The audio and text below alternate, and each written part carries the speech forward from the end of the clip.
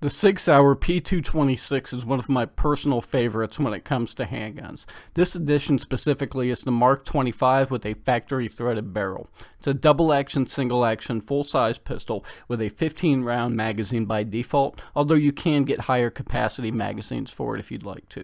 So in this video we're going to go over the 226 in general, kind of some of the special features on this Mark 25, and my overall thoughts, as well as we'll take it down and we'll show new folks how to field strip and clean a P226.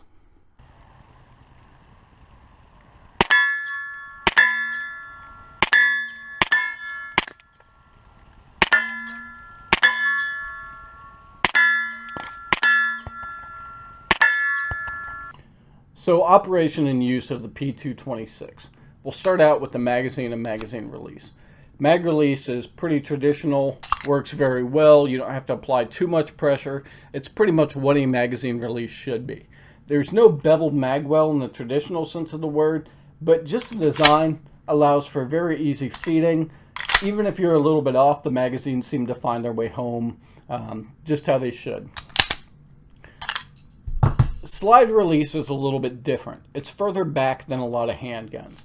This might be a controversial issue to some. I like it quite a bit because you can insert a magazine, drop the slide very, very quick. There's of course some arguments whether you should hold the slide, pull it back, use a slide release. We won't get into that, but just letting you know that it is a little controversial, but I think it's one of the best points of the 226. It's in a perfect place for me and I enjoy it quite a bit. The 226 is a double action, single action firearm, which means in single action mode, when the hammer's back, it's a very short, light trigger pull. When that trigger's pulled, weapon cycles, again, another short, light trigger pull. If, say, you put in a magazine to carry it for the day, you can decock it using the decocker there to change that trigger pull to double action, so it's much longer, heavier, but still smooth trigger pull. So you can see it manually puts the hammer back, lets it go home. After it's fired in double action mode, weapon cycles, you're in single action mode. This basically gives you some versatility. You can have the safety of a long, heavy double action pull for carrying, but either manually cock it or let it go to single action after it cycles. For a short, light trigger pull, faster follow-up shots, more accuracy. The single action pull just feels much, much better. So that's a basic function of it. Like I said, double action, single action, no manual safeties on it. But it is a little more complicated because of that decocker than something like, say, a Glock would be.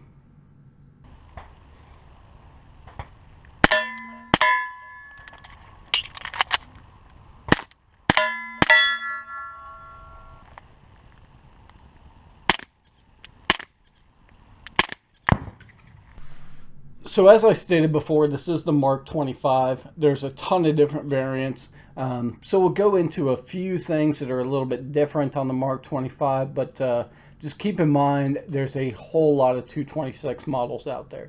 So the first thing, this has 3-dot night sights on it. It's got this style of grips. It doesn't have the new ones that some others do. No beaver tail like on the Dark Elite or Elite Dark, whatever that one is. And it does have the short extractor in it. The internals and parts are also finished with a corrosion-resistant coating, so they'll stand up to salt water a little better. And you might say, well, you live in Central Texas. Why do you care about salt water? Well, if I carry the gun, sweat, salt water, just use. So it's a nice feature. It might be not the most important thing to some, but I like it quite a bit. Another thing is the threaded barrel. Not all Mark 25s have the threaded barrel. You can get them with or without. But I think if you have the option for a threaded barrel, you should absolutely get one. Because even if you don't own a suppressor now, it's a nice feature to have should you consider getting one in the future. It's also got a 1913 rail, which is a little bit different than most of the 226 variants. What this means is you might not be able to get it in some 226 holsters, and you might have trouble getting lights or lasers to mount up correctly. So I like it quite a bit, but just keep in mind that having that 1913 Picatinny rail is a difference than the other variants for the most part. The other thing that's changed on here, this does not have the short reset trigger by default. I've added it to this one. So when you see the trigger pull, the reset is right about here.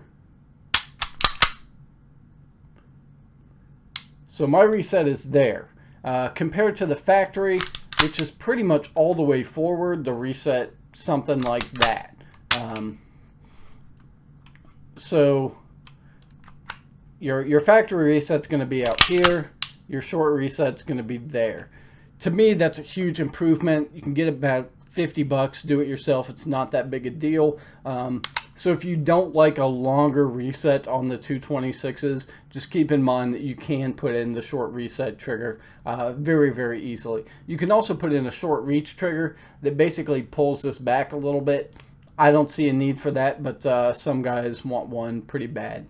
So there's kind of some of the differences between this specific firearm and 226s in general, just in case, say, you go see a 226 in the store and it's a little bit different than this one.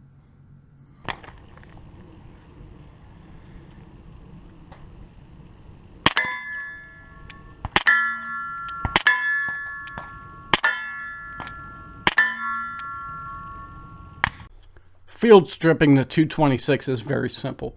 So if you've got a model with a threaded barrel, go ahead and take the thread protector off. Once that's off, you'll lock the slide open.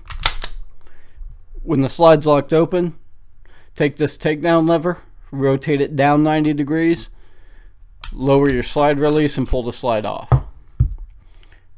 When the slide's off, take out your guide rod and recoil spring, lift out your barrel. Very, very simple and easy. Once it's cleaned, lubed, you do whatever maintenance you need to. Put the barrel back in. Recoil spring and guide rod snaps into place there.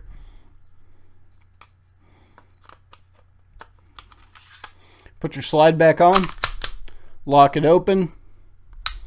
Flip your takedown lever up.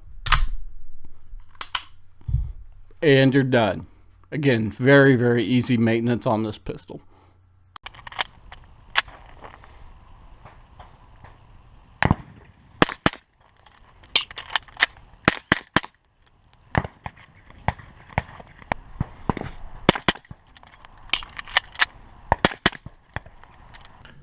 So, final thoughts on it.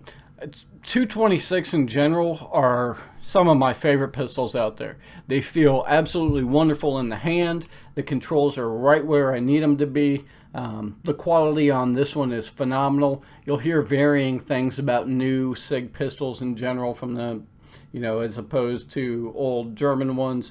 But I've been very, very pleased with this. The only malfunctions I had were on rounds 5 through 10. The first 5 rounds I shot unsuppressed. The second 5 rounds, when the pistol was brand new, were suppressed, and I was getting some failure to ejects. I ran a magazine without the suppressor, put it back on, and everything has been flawless for probably about 2,000 rounds since then. So very impressed at the reliability on that. It just needed a little bit of break-in to run it with the suppressor. Threaded barrel's great, sights are great. Can't say enough good things about it. Why the Mark 25 as opposed to other variants? One being it was easily available to me. The second one being it's a classic 226, but it does have the salt-resistant coating on some of the internals, which when you're carrying it all day long, every day, and it's hot like it is here in Texas in the middle of summer, sweat does get on there, and that's a little bit of extra protection on some of those internals for me, so I'm happy to have it. It also makes an absolutely fantastic suppressor host. So I know some of you guys might not care about that, some of you might, but if you were looking for a 9mm suppressor host, I certainly would look at the 226 as one. I didn't mention it in here, but this is chambered in 9x19. Most of them are. So I don't think that really comes into play with what we were talking about in the video, but just to bring it up and let you guys know, it is a 9mm pistol. The suppressor on there was an Osprey 45. one of my favorite pistol suppressors. Might do a video about that later on. But when I shoot, it's mostly suppressed now. So having a handgun that functions well with a suppressor, being a good host as well as without one for defensive carry. The Sig, basically, if I can carry at work or conceal with heavier clothes, it's a great choice. If I'm just out in shorts and a t-shirt, I've still got a Glock 26 generally, but it is something to keep in mind that the 226 is a very large handgun. It is a full-size duty, basically, combat pistol. So it's going to take a little extra care if you're really looking to use it for a conceal and carry gun.